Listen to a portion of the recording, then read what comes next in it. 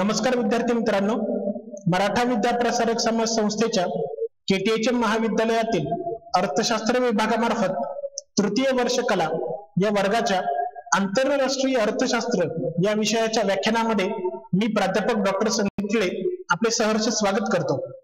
विद्यार्थी मित्रांनो, आंतरराष्ट्रीय अर्थशास्त्र या विषयामध्ये दोन आंतरराष्ट्रीय व्यापाराचे सिद्धांत याचा विचार करत आहे।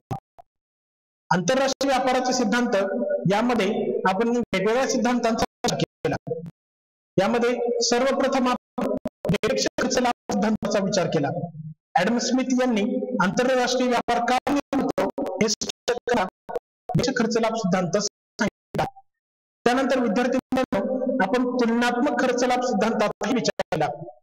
रिकार्डो यांनी दोन देशांमध्ये आंतरराष्ट्रीय व्यापार का होतो याचं कारण या तुलनात्मक खर्च लाभ सिद्धांतामध्ये स्पष्ट केलेला आहे।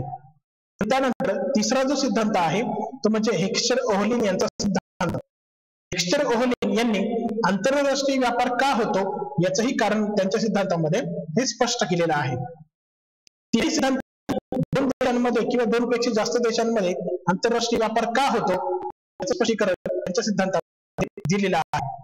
त्यानंतर विद्यार्थी मित्रांनो, आपण या सिद्धांतांमध्ये अलीकडच्या काळामध्ये जे काही सुधारणा केल्या गेल्यात, नवीन दृष्टिकोन मांडले गेले त्यांचा विचार करणार आहोत।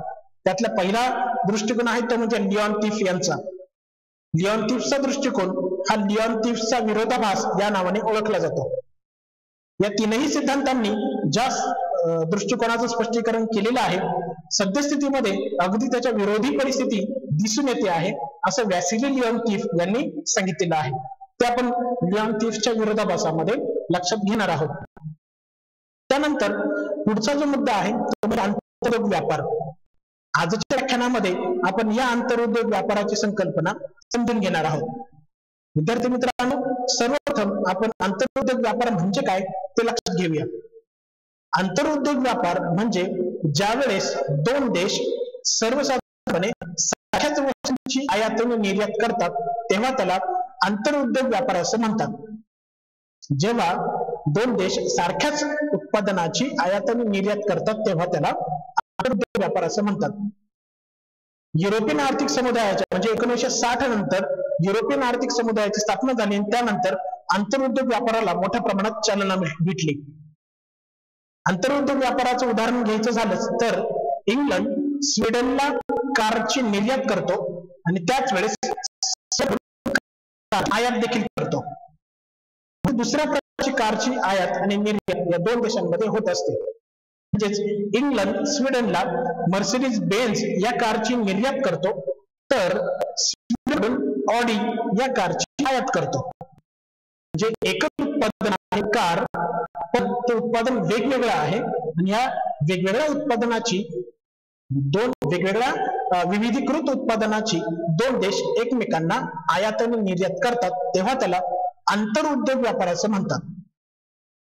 म्हणजे सर्वसाधारणपणे सारख्याच प्रकारच्या उत्पादनाची आयात निर्यात जेव्हा दोन देशांमध्ये होते तेव्हा त्याला आंतरउद्योग व्यापार म्हणतात। आणि ह्या आंतरउद्योग व्यापाराला 1960 नंतर युरोपियन आर्थिक समुदायाच्या स्थापनेनंतर मोठ्या प्रमाणात चालना भेटली।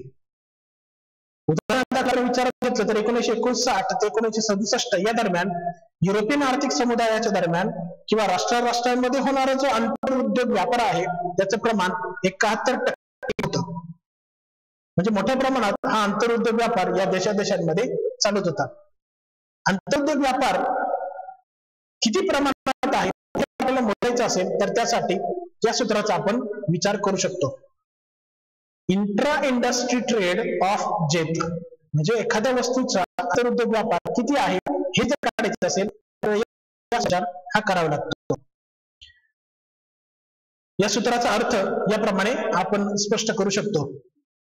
इंट्रा इंडस्ट्री ट्रेड ऑफ जेथ म्हणजे वस्तूतील आंतरउद्योग व्यापार, एक्स जेथ म्हणजे वस्तूच्या निर्यातीचे मूल्य आणि एम जेथ म्हणजे वस्तूच्या आयातीचे मूल्य। एक्स म्हणजे निर्यातीचे मूल्य, एम म्हणजे आयातीचे मूल्य।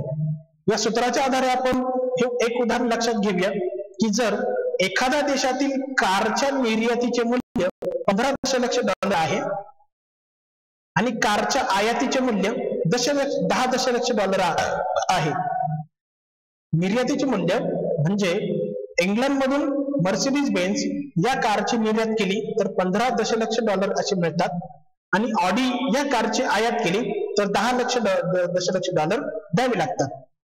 अशा प्रकारे जेव्हा आपण उदाहरण लक्षात घेतो तेव्हा आपल्याला या सूत्रामध्ये आपण किमती टाकल्या तर असं लक्षात येतं की दोन्ही देशांमधल्या आंतरउद्योग व्यापाराची तीव्रता ही 80% इतकी आहे.